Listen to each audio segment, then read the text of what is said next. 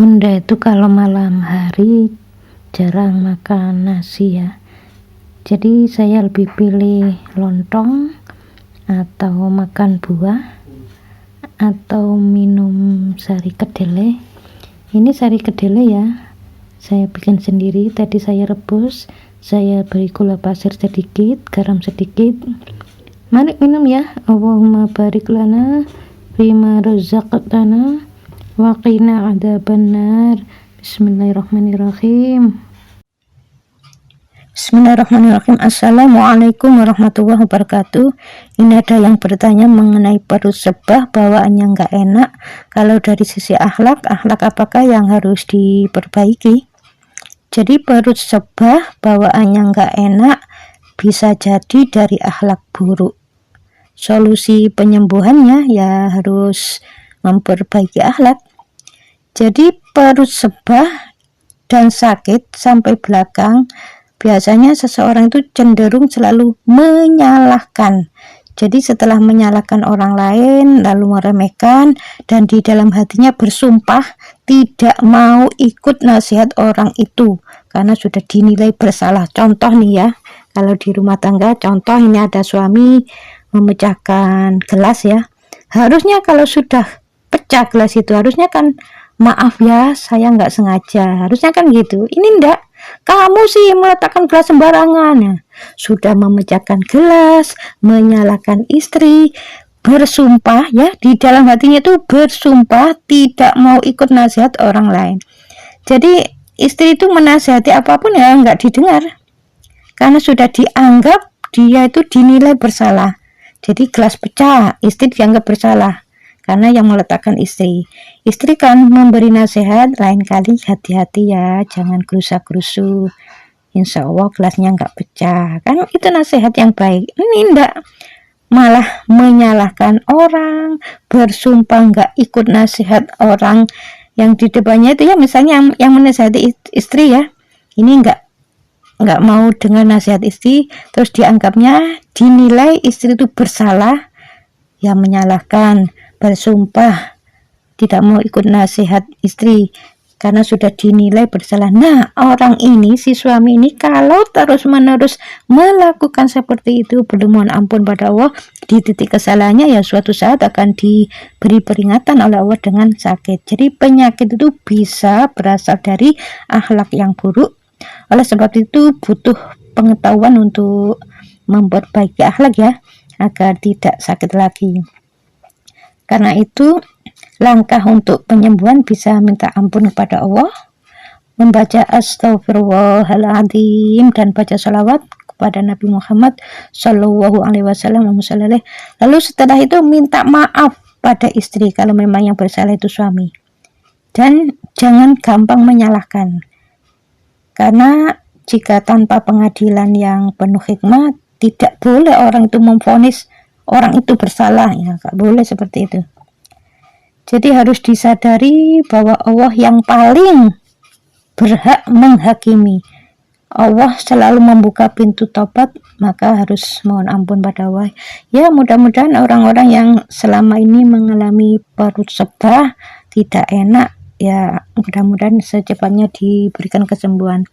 Kalau Bunda menasehati anak Bunda ya seperti itu. Anak Bunda yang pertama itu kan kerja di Surabaya ya, di kantor itu pernah terkunci ya oleh temannya, ya terkunci ya. Anak Bunda itu jawabnya enteng aja ya, nggak menyalahkan temannya. Aku yang salah, harusnya aku memberitahu. Kalau aku nggak memberitahu ya makanya ya terkunci. Andaikan aku memberitahu ya insya Allah tidak sampai mengalami terkunci. Aku yang salah. Jadi seperti itu. Padahal ya teman-temannya itu menyalahkan anak yang mengunci itu tadi ya. Jadi malah anak Bunda itu mengatakan begini, aku yang salah, harusnya aku yang memberitahu. Karena aku tidak memberitahu, makanya kan nggak tahu, akhirnya dikunci, akhirnya terkunci. Tapi ada CCTV-nya ya, kelihatan di situ. Ya pokoknya seperti itu ya. Jadi penyakit itu bisa berasal dari akhlak yang buruk. Kalau melakukan akhlak yang buruk, tidak secepatnya mohon ampun. Kalau memang orang itu imannya bagus ya biasanya secepatnya diberi sakit. Tapi kalau orang itu imannya kurang bagus ya biasanya sakitnya diletakkan di akhir hayatnya ya sekalian sama matinya. Perlu diingat ya dan disadari bahwa Allah yang paling berhak menghakimi. Jadi manusia itu tidak berhak menghakimi. Kamu sih yang salah. Ya, jangan seperti itu ya. Ini ada yang bertanya mengenai usus buntu ya. Jadi usus itu berpotensi mengalami berbagai penyakit ya. Salah satunya ya diare, sembelit, dan usus buntu. Jadi orang-orang yang mengalami penyakit usus itu ya bisa disebabkan oleh akhlak buruk yang dimiliki oleh orang tersebut. Ya pokoknya orang itu kalau sudah akhlaknya baik ya insya Allah ya tidak akan mengalami yang namanya diare atau usus buntu dan penyakit yang lain. Jadi usus itu digunakan untuk menyerap sari-sari makanan ya. Menyerap sari-sari makanan itu kan berarti di dalam kehidupan berumah tangga itu saya analogikan di dalam kehidupan rumah tangga itu ada sesuatu yang harus kita serap menjadi ilmu, bisa menjadi lebih dekat dengan Allah Ta'ala, atau yang kita tolak ya dari syariat. Jadi mengenai usus ya, fungsi usus itu misalnya dalam sebuah rumah tangga memiliki istri omongannya itu kurang baik, atau punya suami omongannya kurang baik, maka itu harus kita tolak, menolak dan memperbaiki. Nah itu ciri dari usus. Tapi di sisi lain ciri dari usus itu menyerap, mana yang manfaat diserap dijadikan energi nantinya ya, yang enggak manfaat dikeluarkan melalui gas atau melalui kotoran. Jadi kalau ada seseorang yang sakit pada daerah perut itu insya Allah berhubungan dengan emosional dalam mensikapi kehidupan rumah tangga. Ini khusus bagi yang berumah tangga ya. Tetapi kalau orang ini belum berumah tangga terus perutnya sakit, berarti dia hobinya kalau ada masalah dengan rumah tangga, entah itu dengan ibunya atau dengan ayahnya atau dengan saudara kandungnya, cenderung emosional. Jadi usus itu merupakan organ yang vital yang harus dijaga ya, harus dijaga, dirawat ya, salah satunya dengan menghindari sikap emosional dalam rumah tangga, entah kepada pasangan ataupun orang tua atau saudara kandung. Mengenai usus buntu, orang yang mengalami usus buntu ini insya Allah melakukan dua sifat.